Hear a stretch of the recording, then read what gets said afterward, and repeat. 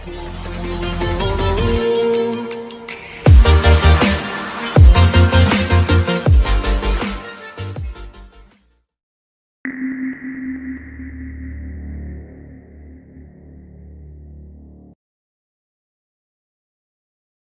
students and friends, Assalamu alaikum warahmatullahi wabarakatuh. Our topic for today is a bit tricky one. It is self-management. Since our record is pretty bad in that field, क्योंकि हम दूसरों की life में ज़्यादा interested रहते हैं, so our self-management has taken a back seat. We are going to be discussing today self-management, basics of self-management, stress management, and important techniques of managing stress. So, this is going to be an interesting session today. Without wasting any time, we shall get started.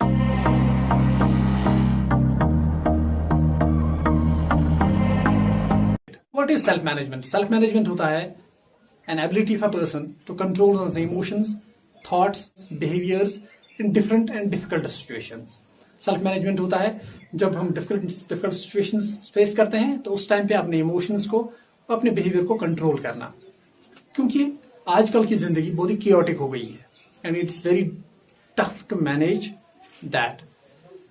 The competition is too much and एक किस्म की rat race लगी हुई है. We are looking at our friends, जैसा उसने किया है वैसे हमें भी करना है, जैसा हमारे colleague ने किया हमें भी वैसे ही करना है. We are finding it very difficult to have our own way and our own say.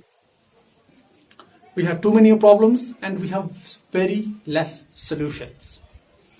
So at that point, self-management becomes very important. क्योंकि किसी भी फील्ड में जाओ, irrespective of any field, those people are preferred which are better at managing themselves. Because क्योंकि वो बहुत ही stable होते हैं और बहुत ही consistent होते हैं, which sets them apart, which makes them professional. So you won't be accepted if you are not better at self-management.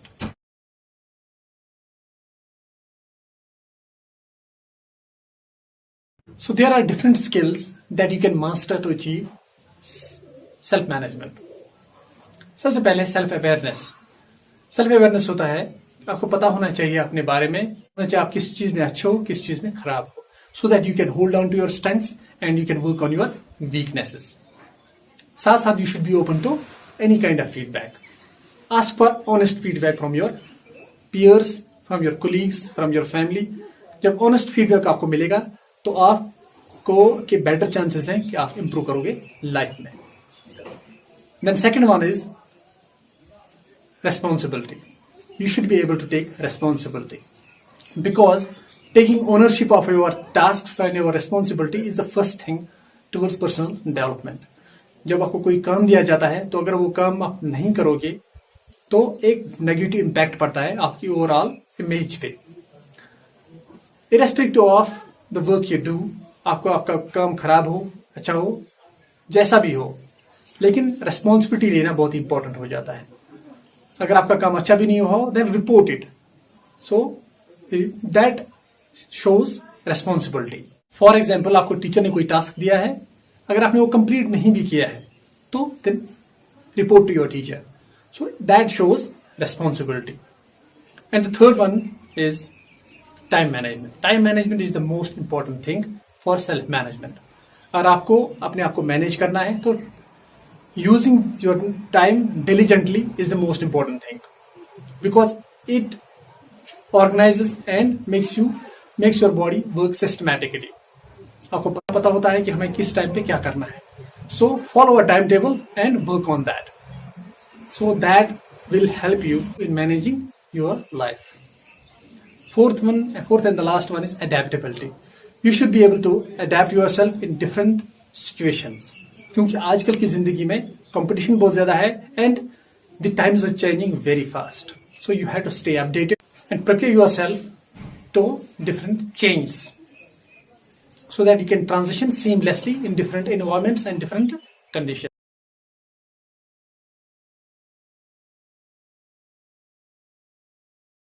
Now we will see what is stress. Stress होता क्या है? Stress is any person's emotional, mental, physical or social reaction to any perceived demand or threat. In simple terms, stress होता है जब हमें लगता है किसी चीज से हमें खतरा है या किसी चीज की डिमांड होती है हमें ज्यादा फिजिकली, इमोशनली या सोशली इस चीज की डिमांड है, तो उससे स्ट्रेस होता है हमें। फॉर एग्जाम्पल, एग्जाम से पहले हम तैयारी में बहुत ही तैयार रहते हैं, लेकिन फिर भी हम नर्वस रहते हैं, तो उससे स्ट्रेस हो जाता है। या कभी कभी हम अच्छी तरह सो नहीं पाते, तो lack of sleep that keep stress as well. या हमारी फैमिली में किसी का लॉस हुआ हो या कोई प्रॉब्लम हो, तो उससे स्ट्रेस हो जाता है। या जनरली हम ऐसा सोचते हैं कि लोग मेरे बारे में क्या सोच रहे हैं, सो उससे भी स्ट्रेस होता है। तो all these demands and threats they are known as stressors, उनको स्ट्रेसर्स बोलते हैं। Stressors are the reason for stress, stressors lead to stress. So first of all we should understand that stress is a part of everyday life. हर किसी की जिंदगी में stress होता है। सो कभी कभी स्ट्रेस के पॉजिटिव और हेल्पफुल इम्पैक्ट भी होते हैं। फॉर एग्जाम्पल, जब कोई डेडलाइन मिलती है हमें कि ये काम इस टाइम से पहले होनी चाहिए, अगर हम स्ट्रेस नहीं लेंगे तो वो वर्क कंप्लीट नहीं होगा। सिमिलरली, जब आग लगती है, अलार्म बजते हैं, तो उससे हम एक्टिव हो जाते हैं, और अगर हम स्ट्रेस नहीं लेंगे तो हम क्विकली उसको ऑफ नहीं कर पाएंगे। तो कभी कभी स्ट्रेस का पॉजिटिव इफेक्ट होता है। लेकिन when this stress is prolonged, जब ये स्ट्रेस ज्यादा टाइम के लिए चला जाता है, तो it has negative impacts. So what we can do, we have to manage stress. हम स्ट्रेस को अच्छे से मैनेज करना है। We have to strike a balance between working, being with family, fun and recreational activities, and we have so that we can strike balance in life. ताकि हमें हर चीज मिले अपनी लाइफ में, तो उससे हम स्टेबिलिटी मिलती है और our body responds in a better way.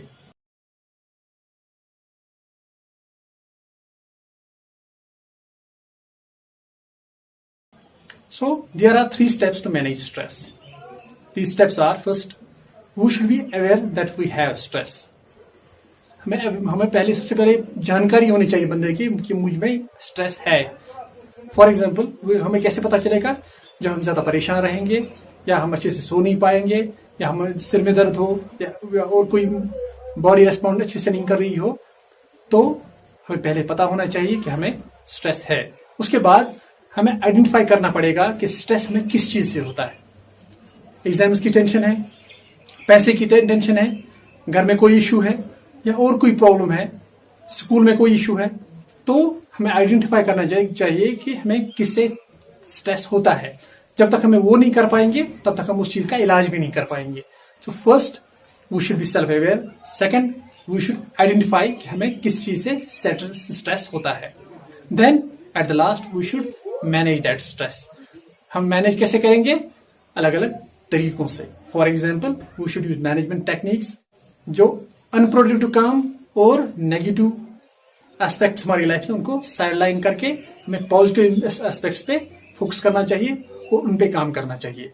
इससे हम अपनी लाइफ को बेटर मैनेज कर सकते हैं और स्ट्रेस को मैनेज कर सकते हैं।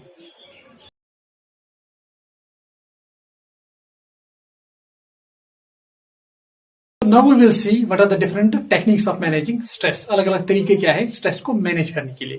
सबसे पहले है टाइम मैनेजमेंट। टाइम मैनेजमेंट बहुत ही इंपॉर्टेंट हो जाता है when we have to manage our stress.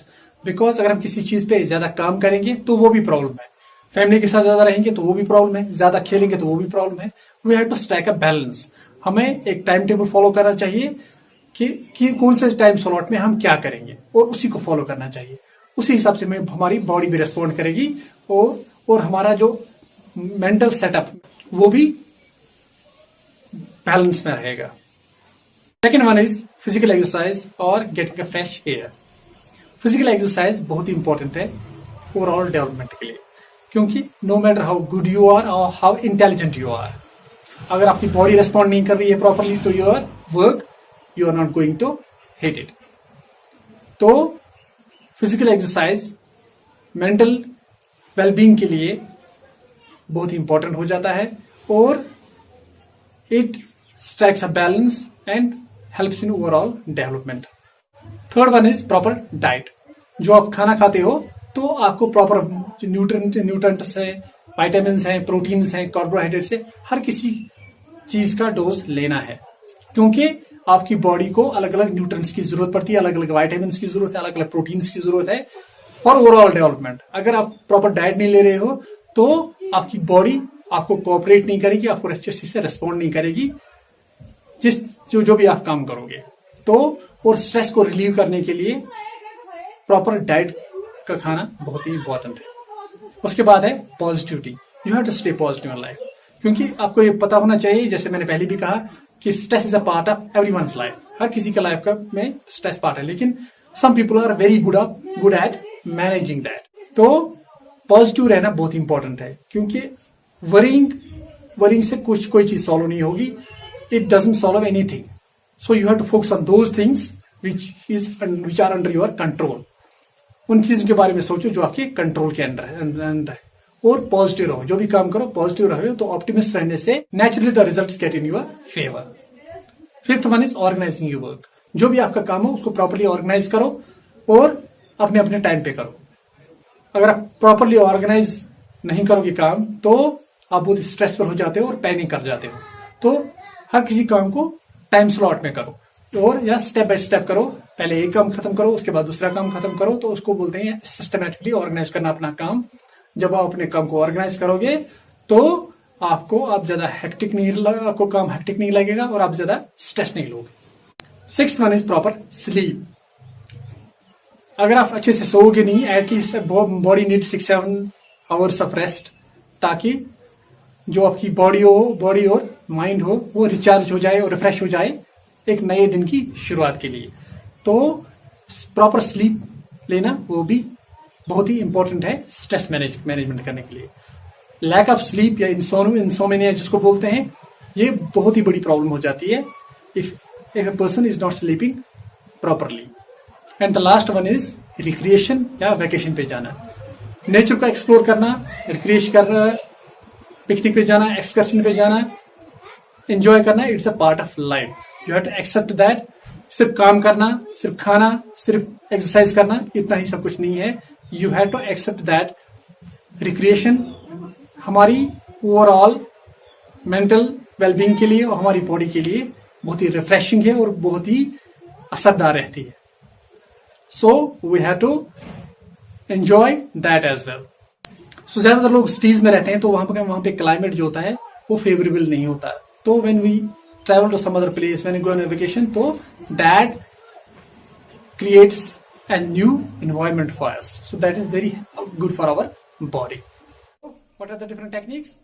Time management, physical exercise, proper diet, positivity, organizing your work, proper sleep, and at the end, recreation. So that was it for today. I hope you liked the session. We will continue this topic in our next video lecture as well. Until then, Allah Hafiz, and please respond and give us your feedback. Thank you very much.